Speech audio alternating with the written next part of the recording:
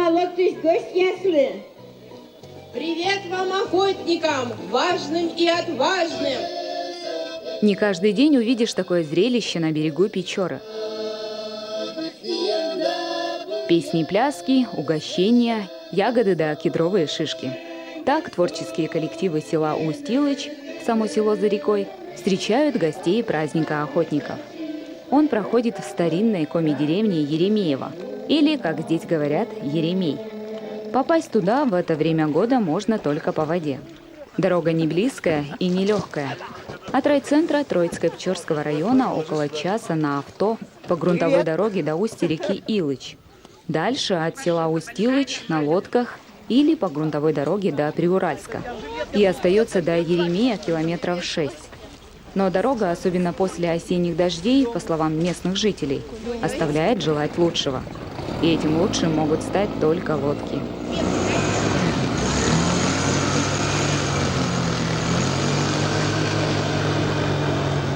Итак, наш караван из 10 лодок, гостей праздника охотников, направляется вверх по реке Илыч. Наш конечный пункт – деревня Еремей.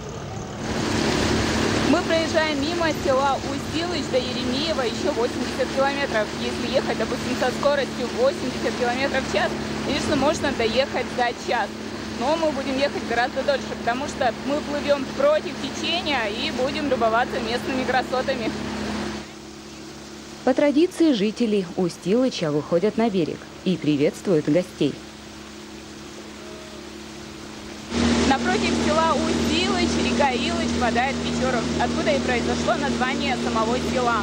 И, кстати, река Илыч здесь намного шире Печоры. Действительно, Печора выше Усть-Илыча узкая и мелкая, а после слияния с Илычем река заметно полнеет, и в том месте образуется широкий разлив. Коми-название реки Илыч, Илыч, произошло от слова «илыс» – «дальний», «отдаленный». Возможно, реку так назвали вымские или верхневычегодские охотники. По берегам Илыча были их отдаленные угодья. Места эти богаты дичью и рыбой. Рядом Урал, а значит, есть пушнина. Со временем охотники здесь построили дома и перевезли сюда свои семьи. Позже к ним присоединились другие охотники. Так на Илыче возникли первые деревни, многие из которых к сегодняшнему дню уже опустели.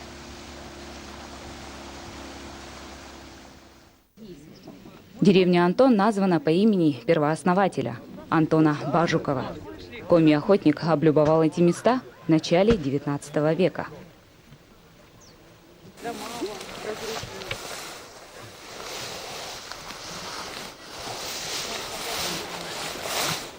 А что хотите-то найти? Тут какой-то клад где-то.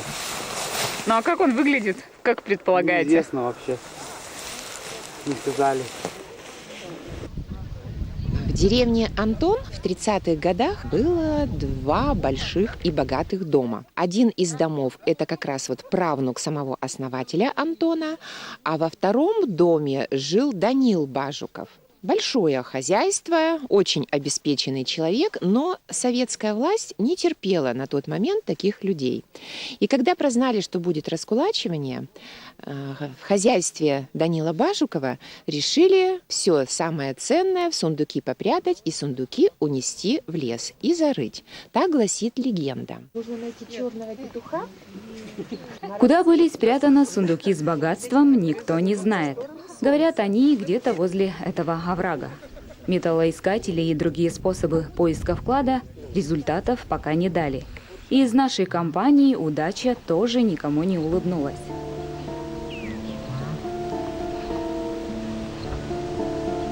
Гостей Антон встречает аншлагом, где как раз написана история основания деревни, и деревянным языческим идолом, что кажется странным, ведь деревню основали староверы.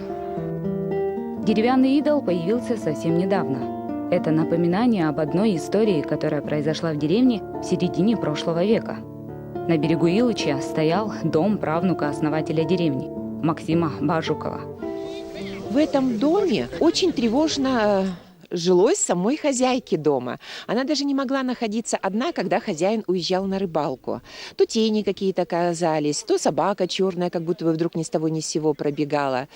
И в 1962 году все ее страхи завершились. В том году Илыч очень сильно разливался, вода поднялась прям вот практически до их дома, и когда вода схлынула, то были вымыты кости человека с черными волосами, заплетенными косичками. Скорее всего, это был кто-то из Егра. Егра — это Ханты-Манси. Неудивительно, потому что в этих местах Ханты-Манси пасли свои стада, оленьи. И, скорее всего, это был не обычный Ханты-Манси, а какой-то вождь или шаман, судя вот по одеянию оставшемуся. После того, как его останки были захоронены на деревенском кладбище, все страхи исчезли, и эта территория стала такой спокойной. В память о загадочном человеке с черными волосами и был установлен этот идол. Население Антона никогда не было большим, меньше 100 человек. Занимались люди охотой, позже здесь открыли отделение колхоза. Развивалась деревня по советскому сценарию коллективизации. Школы в деревне не было, дети учились в Устилыче. А вот очаг культуры полагался – целый кинотеатр. Нас, детей из Еремеева и Приуральска, привозили сюда картошку убирать. В конце деревни стоял большой дом из 2 половин. В одной была передвижная установка, где показывали фильмы. Антон опустел в конце 80-х годов 20 века. Люди переехали в ближайшие деревни и райцентр. Теперь здесь только дома рыбаков-охотников. И, судя по вывеске, штаб-квартира одной из российских политических партий. Максим Егорович Бажуков жил во времена гражданской войны. Местные волонтеры и работники культуры района недавно придумали туристический маршрут под названием «Сегма». По начальным буквам названий 5 старинных деревень по Илычу. По легенде, деревни основали братья-охотники. Последняя буква аббревиатуры «А» как раз означает деревню Антон. Следующая «Максим» также была основана коми-охотником Максимом. Буква «Г» – это деревня Габы. Сейчас это часть поселка Приуральск. «Е» – это Еремей, конечный пункт нашего путешествия по Илычу. И чуть выше по течению находится еще одна деревня – Сарьюдин, в настоящее время тоже опустевшая. Расстояние между деревнями по нынешним меркам небольшие, около 20 километров. Но эти 20 километров кажутся очень долгими. Даже импортные моторы, которые используют местные жители, кажется, с трудом сопротивляются быстрой воде. Впрочем, быстрое здесь только течение реки. Жизнь же, наоборот, размеренная и тихая. Суета и шум остались где-то позади. Возможно, это мнение ошибочно. Осенняя дождливая погода вносит свои коррективы в жизнь. В такую погоду не очень-то хочется выходить на улицу. Впрочем, с одной жительницей деревни Габа нам все же удалось познакомиться. Мы в Габе живем. Здесь жили мои родители и дедушка с бабушкой. Вера Федуловна вышла посмотреть на нашу большую компанию, причалившую к берегу. Она-то нам и поведала о деревне и своем предке-охотнике Габе. 1806 год считается основанием деревни. По сути, деревни этой уже и нет. Она давно слилась с поселком Приуральский. Но жители нескольких домов в конце поселка называют себя габовцами. Основал эту деревню в начале 19 века охотник Габе Гавриил Богданов. Место выбрал не случайно. Даже будет правильнее сказать, место выбрало его. Во время охоты Габе заночевал под сосной. И во сне ему явился дух дерева. Дух предрек, что пока стоит эта сосна, здесь будут жить потомки Габе. Без лишних комментариев ясно, почему слово «пока» наводит на грустные мысли. Сосна на цыпочках. По ней разве анатомию дерева хорошо изучать? Корни дерева оголились. После очередного весеннего паводка дерево может упасть.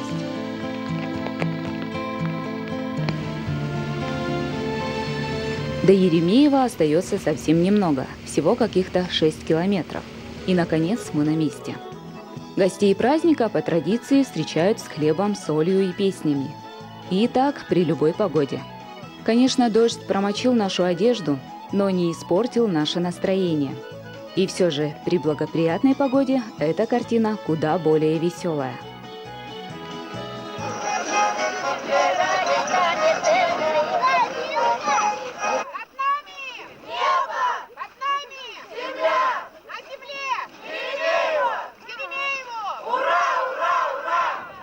Праздник начинается прямо на берегу реки.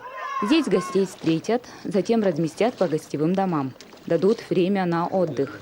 Ну а вечером всех будут ждать на открытии праздника. Мы же воспользуемся этой паузой и познакомимся с деревней и ее окрестностями. Этот большой камень на берегу Илыча возле деревни Еремеево подтверждает, что Урал где-то совсем рядом. Дальше по Илычу скалы будут встречаться чаще, и они с каждым разом будут все больше и больше. До Урала рукой подать. Выше по течению берега Илыча становятся скалистее и живописнее. Каменные стены Испырет, Лёк-Из знакомы многим туристам, побывавшим на плато Мань-Пупунёр. После победы каменных столбов в конкурсе «Семи чудес России» в 2008 году интерес к плато возрос. К каменным болванам ведет несколько троп. Одна из них начинается от кордона Усть-Ляга. Это выше Еремеева на 120 километров. От устья Илыча туристы поднимаются вверх по реке 200 километров, проезжая мимо деревни Еремеево, а затем идут пешком. Люди, кто ходит на Мань-Пупунёр, они частично идут по Сибиряковке, а потом уже по Кварталке идут в сторону горы Мань-Пупунёр. За Уралом мы попадали, по-моему, в Няксинволь и Саран-Пауль, в ту сторону ходили купцы. Торговля шла, здесь брали пушнину, продукты подвозили. В XIX веке по инициативе иркутского купца Александра Сибирякова было построено 2 тракта – торговые дороги через Уральские горы, соединявшие Европу и Азию. По ним купцы вывозили дешевый сибирский хлеб в Печорский край и Европу. Тракты начинались в Сибири, в деревне Ляпин, и выходили на Печору. Один через Щугар, а второй через Илыч, как раз в районе деревни Еремеево. Это главная улица деревни Еремеево, улица Попова. Здесь всего 2 улицы, Бажукова и Попова. Названы они в честь почетных жителей деревни. Попов Терентий был руководителем зверпромхоза. В середине 20 века на базе местного колхоза было принято решение открыть зверопромхоз по выращиванию серебристо-черных лис. Животных привозили из Ленинградской, Кировской, Тамбовской областей. Сегодня от некогда мощного предприятия остались одни развалины. Это был бывший забойный цех, а это холодильник. Владимир Бажуков когда-то работал заведующим ГСМ зверохозяйства. По его словам, в зверопромхозе трудилось почти все взрослое население деревни. Здесь стояли шеды, помещения с клетками, в которых жили животные. Недалеко домик для самок-лисиц. Отдельно зверокухня. Для лис готовили специальную пищу. Рыбу привозили с Дальнего Востока. Там даже на упаковках было написано «Минтай для пушных зверей». Качество шкурок напрямую зависело от качества корма и состояния здоровья стада. Лисиц кормили мясом. Чуть ли не первосортное мясо привозили. Это когда еще был КОП зверопромхоза. Для лис нужен был и творог, и молоко. При зверопромхозе был целый коровник. Я там работала. Вот здесь стоял скотный двор. Потом он там. Все развалилось. Во-первых, лисам, вон сколько корма надо, это же сколько машин надо нанимать. Мясо возить, крупу. 2 повара варили. По-моему, 11 групп было. Я-то на звероферме не работала, я дояркой работала. В Еремеево делали первичную обработку шкурок, а затем вывозили в Вологду на меховую фабрику. А уже потом со сбытом стало тяжелее, когда все нарушилось. Из-за этого, скорее всего, и пришлось закрыть ферму. Потому что и с кормами тяжело, когда нету сбыта. Даже все с зарплаты давали эти шкуры. Зверопромхоз закрыли еще в 2007 году. Сегодня никаких крупных предприятий в деревне нет. Люди в основном живут своим хозяйством. Есть медпункт, детский сад, школа, магазин, почта. Клуб здесь не просто очаг культуры, а связь с внешним миром. В клубе стоит единственный на всю деревню таксофон. Население здесь небольшое, меньше 200 человек. Тишина, покой и никакой виртуальной реальности. Правда, раз в 2 года, в сентябре, население Еремея заметно увеличивается, когда сюда съезжаются на праздник охотников. Наше с вами будущее неразрывно связано с нашей матушкой Печорой и батюшкой Илычем, с нашей тайгой. Я хочу поздравить вас всех с началом праздника охотника в деревне Еремеево. Ура!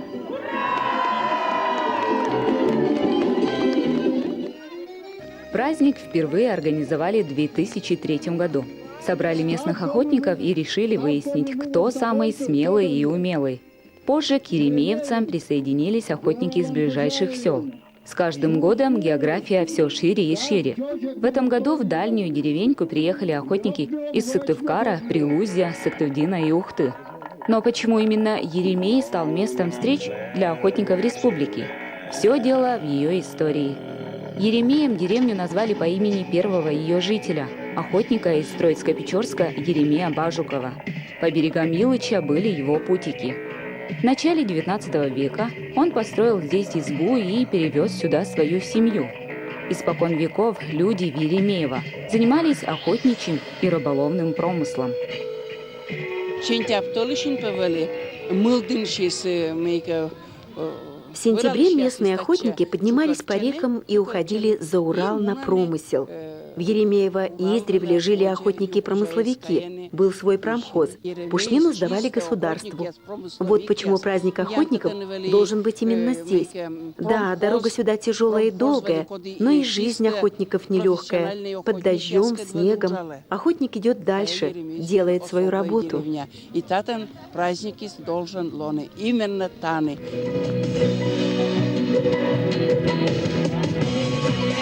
Традиционно праздник охотников проходит 2 дня. Вечером гостям представляют охотников, зажигают костер дружбы и проводят гуляния. Причем гуляния проходят на разных площадках. Поют, танцуют, общаются, угощают ухой из местной рыбы. Дед бабку завернул в тряпку, поливал ее водой, чтоб стала молодой. В другом конце села, местечке Кыртаув, собираются фольклорные коллективы. Еремеевцы всегда славились пением. Неудивительно, что коми-писатель Геннадий Юшков знаменитую песню «Марья Моль» написал именно для еремеевского фольклорного коллектива. Один раз здесь побывали, и вот приехали 2-й раз, спустя год. Первый раз мы на Мань-Пупнер ходили, то есть мы проездом туда-обратно, с ночевкой. И нам сказали тогда еще про этот праздник, что стоит приехать вам. Посмотреть, какие здесь люди и как она устроена, эта деревня, как благоустроена. Очень красиво здесь и хорошо, комфортно людям. Конечно, далеко добираться, но ничего страшного. На рассвете вдаль свою зовет бродяга ветер. В жизни даль, где хочется остаться. Ведь только ветром жизни можно надышаться. Молодец! Вечерние литературно-песенные состязания и гуляния заканчиваются далеко за полночь. А на утро еремеевцы и гости вновь собираются на праздничных площадках. Совсем скоро начнется главное действие праздника охотников – соревнования. А вы чувствуете себя конкурентами все? Скорее всего, да. А как без этого? Что за спорт? Без конкуренции. Тут такая же местность, боровая дичь, и хариус тоже такой же, как бы. Все то же самое, что и у нас. Итак, 8 охотников из Троицко-Печорского, Ухтинского, Сыктывдинского, Прилузского районов и Сыктывкара уже готовы к бою. По ходу состязаний мы с ними познакомимся поближе. Напутствие, вручение талисманов, оберегов. Без удачи на охоте никак. Вместо номерков – знаки с изображением животных из древнекомии охотничьего календаря. Всем доброго дня, всех с праздником. Зовут меня Евгений Парнев, город Ухта. Парни в Женя сие сбой. Парни в Женя очень резв. Того и гляди, наследника здесь оставит. Все задания на конкурсе связаны с охотничьими традициями и промыслом. Уметь обращаться с топором и ножом, разжечь костер, поставить селки и метко стрелять. Без этих умений в лесу делать нечего.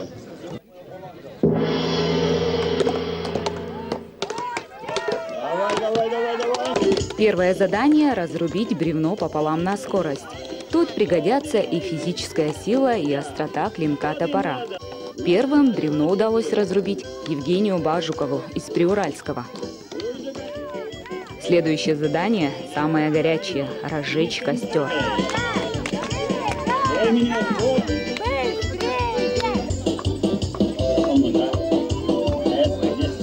Мало разжечь огонь, надо, чтобы пламя дошло до натянутой над костром веревки. Может, у кого-то бензин есть? Поможем ребятам. Тепло, здесь тепло, а там было холодно. Кто во что гораздо. Кто-то костер закрывает своим телом, кто-то дует, чтобы помочь огню разгореться. Не такое простое дело разжечь костер в сырую погоду. Но все же Евгению Парневу из Ухты удается сделать это первым. Свои путики, свои угодья, свои избушки. То есть мы уже знаем, где глухарь живет, где рябчик живет. Дай Бог, чтобы она же продолжалась. Это у кого в жилках крови осталось, те занимаются. Молодежи, конечно, нет. Ну, получается, то есть все скоро закончится? Нет, мы не дадим. Мы ради этого здесь, чтобы подключать, воспитывать. Вот молодежь подрастает. Ага. Да. Будете пример сегодня им показывать? Будем. В следующем задании охотничий опыт вряд ли уже поможет. Как признались сами охотники, метание копьем для них что-то далекое и незнакомое. Попасть в сердце медведя удается не всем и не сразу.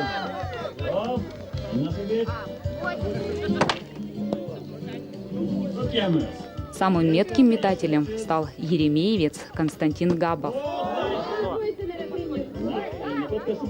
Бурджик, кичуаны.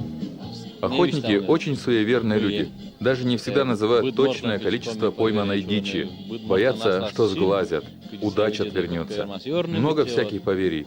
Да и вообще, зачем кому-то что-то говорить? Что поймал, то мое. Мы именам, все именам. Изготавливаем селки на рябчика. Выбираем реквизит. Традиционно коми-охотники изготавливали разные приспособления, ловушки для ловли дичи, в том числе селки. Правда, этот вид охоты знаком далеко не всем современным охотникам.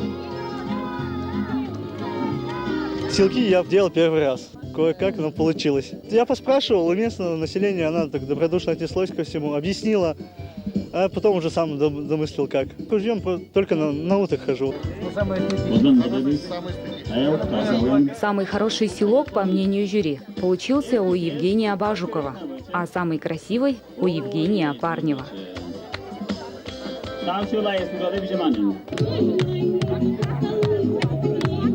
Сооружение, похожее на каркас чума. Зрители в ожидании, что же будет дальше. А дальше охотникам предстоит перекидывать 13-килограммовый булыжник через перекладину. Кажется, задача несложная.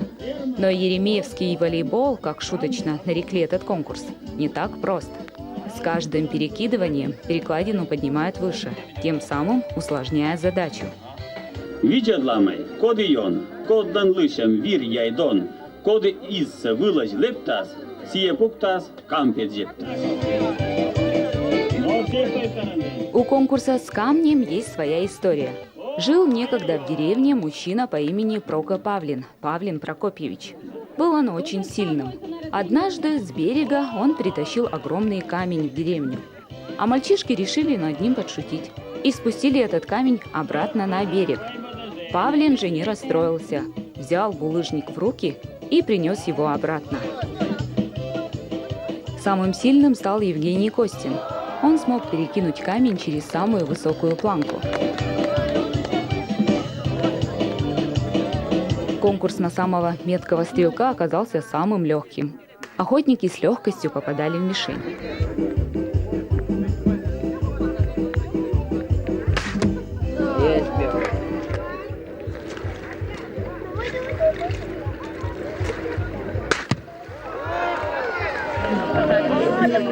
Последний конкурс и, пожалуй, самый зрелищный. Охотникам нужно переплыть на лодках Илыч, взять на берегу мешок и привезти его обратно. Течение реки сильное и быстрое. Лодку то и дело уносит.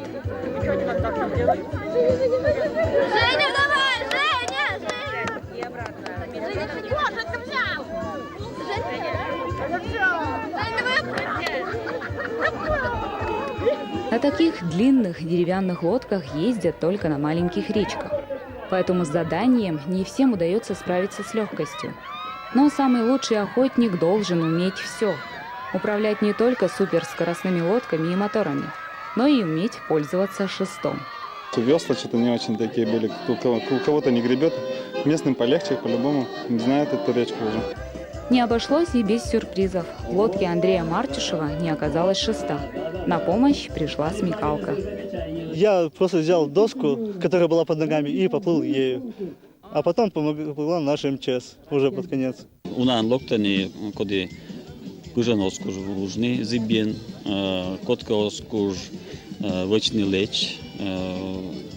Многие не умеют управлять лодкой, силки изготавливать. Когда-то в конкурсе надо было нодью сделать. Так не каждый справился. Нодья – это костер из бревен, он может гореть всю ночь.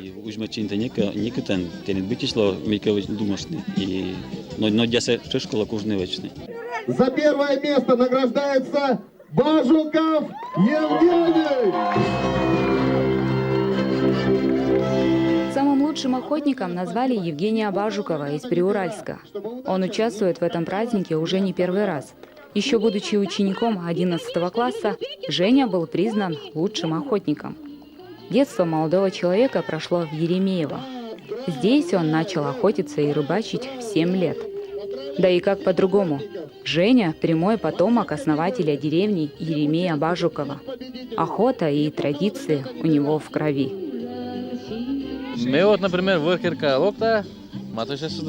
Когда прихожу в лесную избушку, обязательно здороваюсь с ней. Здравствуй, избушка. У нас чтут традиции. Избушки у всех чистые, ухоженные. Заночевал, если в чужой избушке. Утром перед уходом надо сделать уборку, подмести пол, со стола вытереть все. Перед уходом говорить избушке «спасибо». Это нормальное поведение охотника.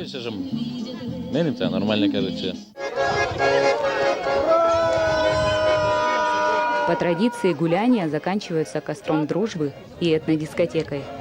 Вокруг костра обязательно исполняют один из элементов Еремеевского марша. Хоровода, который может длиться часами и состоит из множества танцевальных фигур.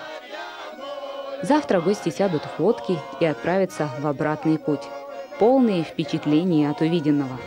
И, может, даже с досадой в душе, что так мало побыли здесь и так мало увидели в суете и шуме веселого праздника. А значит, есть повод приехать в Еремеево еще раз.